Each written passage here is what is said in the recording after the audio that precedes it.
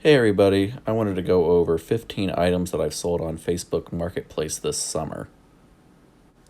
A lot of these items are easily found at thrift stores or garage sales and aren't normally something I'd pick up to sell on eBay. For new resellers, I think Facebook Marketplace is a great way for them to get started. Since you don't need a lot of capital to start and you don't need to worry about a printer or shipping and all that.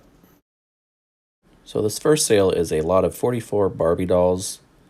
I paid $10 for these at a garage sale, and they sold within a few hours of me putting them up for sale for $40.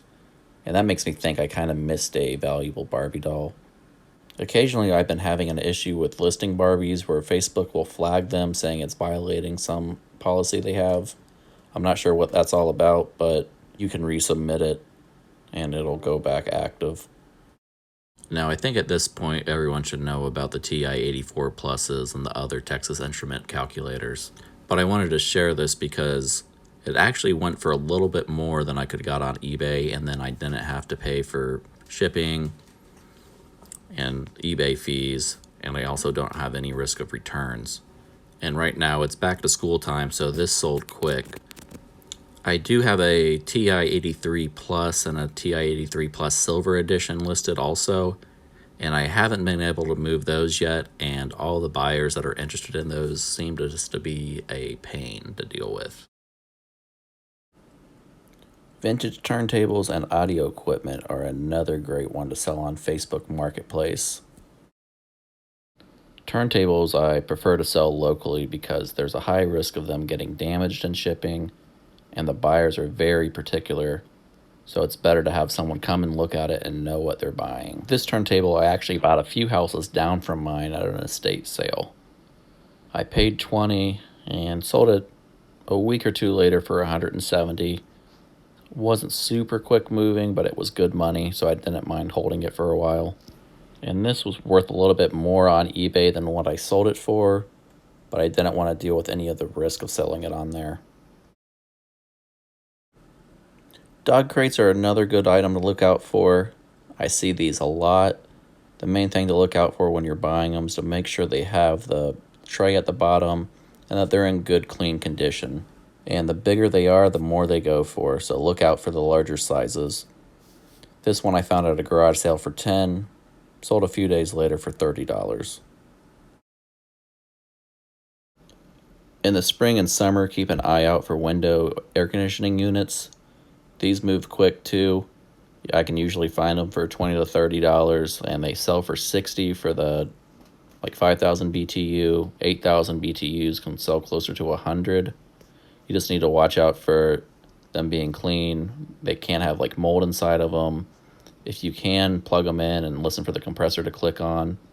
And you'll see in the second picture here that I normally take a picture with a thermometer showing the temperature of the air coming out of it. Golf balls I'll pick up if I can get them for 5 to 10 cents a piece. I can usually sell them for about 25 cents a piece in bulk.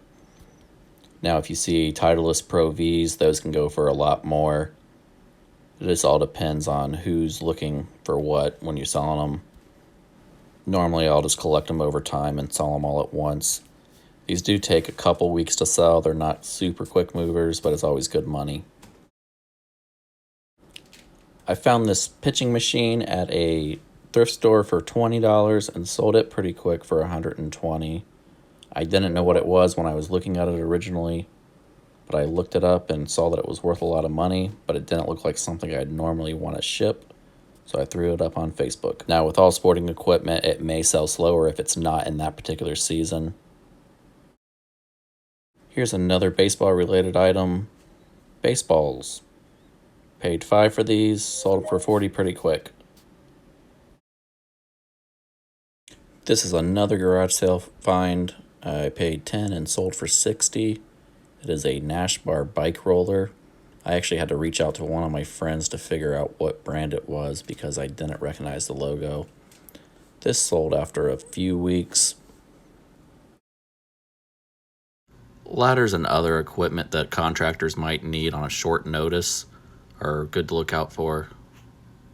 I paid $20 for this one and sold it a week later for $60. That's not a typo. I really paid $2 for this dehumidifier. I sold it about a week later for $100. I was asking $120. I showed up about an hour early to this garage sale, and they had some stuff priced super cheap. I asked them if it was working, and they said yes, they just didn't need it anymore.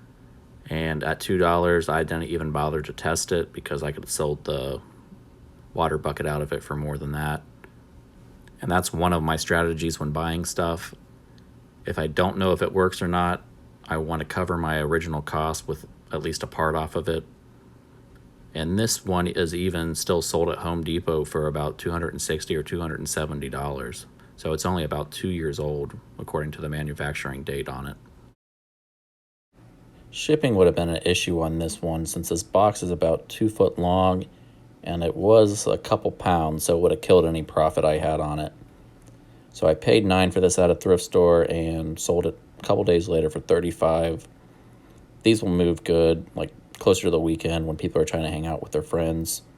You have to think that these are kind of expensive new, especially to get all these sets. So there's always good profit on them.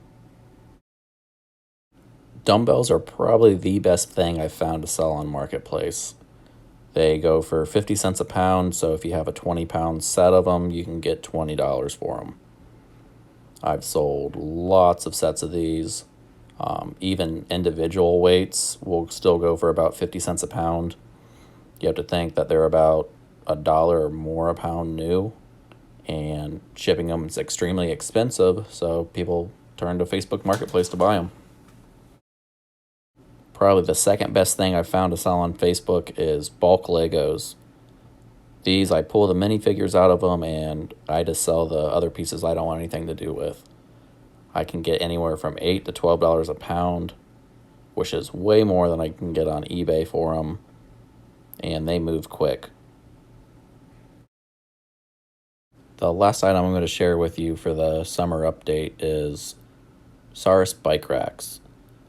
These are really expensive new. They're probably $150 new. This one was a Bones 2, so it can hold 2 bikes. I find these and 3 bikes quite often, and they go anywhere from $50 to $75. You just need to make sure all the straps are there. But besides that, these move pretty quick.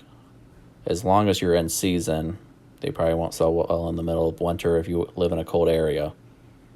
But keep an eye out for these. And I would like to add that these aren't the only items I've sold over the summer. These are just some of the better, quicker moving ones.